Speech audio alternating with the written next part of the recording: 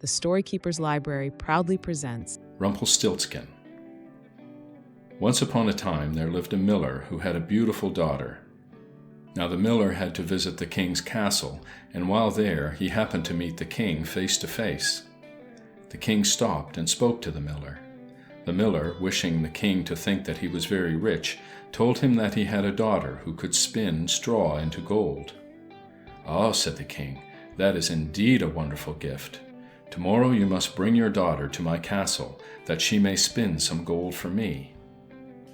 Then the miller was afraid and wished he had not spoken, but he had to do as the king ordered. The next day he brought his daughter to the castle. Now it happened that the king loved gold above all things, so taking the poor girl by the hand, he led her into one of the great rooms of the castle. There in the middle of the room stood a spinning wheel, and near it was a great heap of straw. The king turned to the miller's daughter and said, "There is your spinning wheel, and here is the straw. If you do not spin all of it into gold by morning, your head shall be cut off."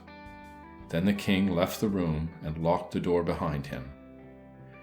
The poor girl could only sit and weep, for she had not the least idea how to spin straw into gold. While she was crying, the door flew open, and a little old man stepped into the room. He had bandy legs, a long red nose, and wore a tall peaked cap. Bowing low to the maiden, he said, "Good evening, my dear young lady. Why are you crying?" "Alas," said the girl, "the king has ordered me to spin all this straw into gold, and I do not know how." Then the little man said, "What will you give me if I will spin it for you?" "This string of gold beads from my neck," said the girl. The little man took the beads, and sitting down began to spin. Whir, whir went the wheel, round and round it whirled. Lo, as the maiden looked, she saw the coarse straw turn into beautiful golden threads. The little man kept so busily at work that soon all the straw was gone, and in its place lay a heap of the finest gold. The next morning the king unlocked the door. How his eyes sparkled at the sight of the gold! These riches made the king even more greedy than before. He led the maiden to a still larger chamber, which was full of straw. Turning to the trembling girl, he said, "There is your spinning wheel, and here is the straw. If you do not spin all of it into gold by morning, your head shall be cut off." The maiden's eyes filled with tears at the sight of that huge heap of straw. Sitting down, she began to cry. All at once the door opened, and in jumped the little old man. He took off his pointed cap and said to the miller's daughter, "What will you give me if I help you again and spin this straw into gold?" "This ring from my finger," said the maiden. The little man took the ring, and seating himself before the spinning wheel, began to spin. Whir, whir went the wheel. Faster and faster it whirled. In the morning the straw had all been turned into finest gold. When the king opened the door, how his eyes glistened at the sight of the gold! Still, it only made him greedy for more, so taking the poor girl by the hand, he led her to a much larger chamber. This was so full of straw that there was hardly room for her to sit at the spinning wheel. Turning to the maiden, the king said, "This is your spinning wheel, and here is the straw. If you do not spin all of it into gold by morning, your head shall be cut off. But if you do spin the gold, I will marry you and make you my queen." "For," thought the king, "though she is only a miller's daughter, yet she can make me the richest king in the world." Hardly had the door closed behind the king when the little old man came hopping and skipping into the room.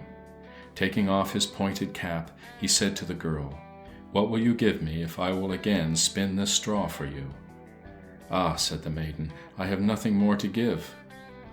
"Then you must make me a promise," said the little man. "You must promise to give me your first child after you have become queen."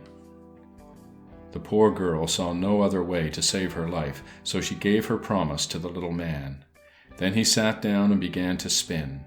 Whir, whir went the wheel. Faster and faster he spun. Soon the great room full of straw was all turned into gold.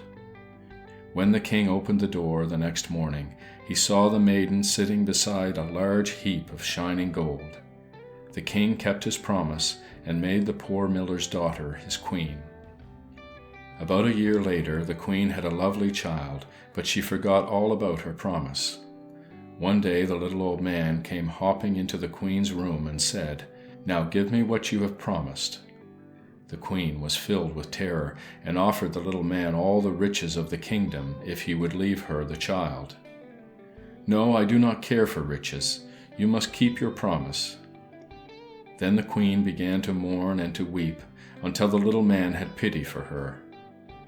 "I will give you 3 days," he said, "and if in that time you can guess my name, you shall keep the child." The queen lay awake that night, thinking of all the names she had ever heard. In the morning, men were sent to every part of the kingdom to find strange names. The next day, the little man came again. The queen began to call off to him all the names she had found: Caspar, Melchior, and many, many others. At each one, the little man shook his head and said, "No, that is not my name." Then the queen had her men go from house to house through the town. They took down the name of every man, woman, and child. When the little man came again, the queen had a long list of names to give him.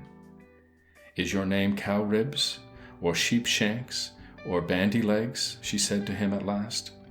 He answered to each one, "No, that is not my name." On the 3rd day, the queen's men began to come back from all parts of the kingdom. They had been far and wide to find new names. One of these men said, "I could not find any new names, but going by some deep woods, I heard a fox wish good night to a rabbit.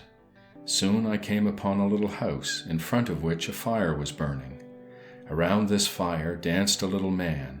He wore a pointed cap and had a long nose and bandy legs.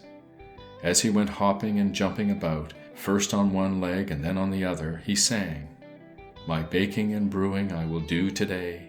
The queen's son tomorrow I will take away. No wise man can show the queen where to begin, for my name, to be sure, is Rumplestiltskin.'" The queen clapped her hands for joy. She knew that at last she had found the name. She sent the servant away with a bag of gold and waited for the queer little man to come to her. At sunset, the little fellow came hopping and skipping up to the queen. "Now, O queen," he said, "this is your last chance. Tell me my name." The queen asked, "Is your name Conrad?" "No." "Henry?" "No." "Then your name is Rumplestiltskin." "The fairies have told you," shouted the little man, dancing about. He became so angry that in his rage he stamped his right foot into the ground. This made him more angry still, and taking hold of his left foot with both hands, he pulled so hard that he tore himself quite in two. Thank you for watching the Story Keeper's Library. Please like, comment, and share this video. Don't forget to subscribe and turn on notifications to be the first to enjoy our latest content.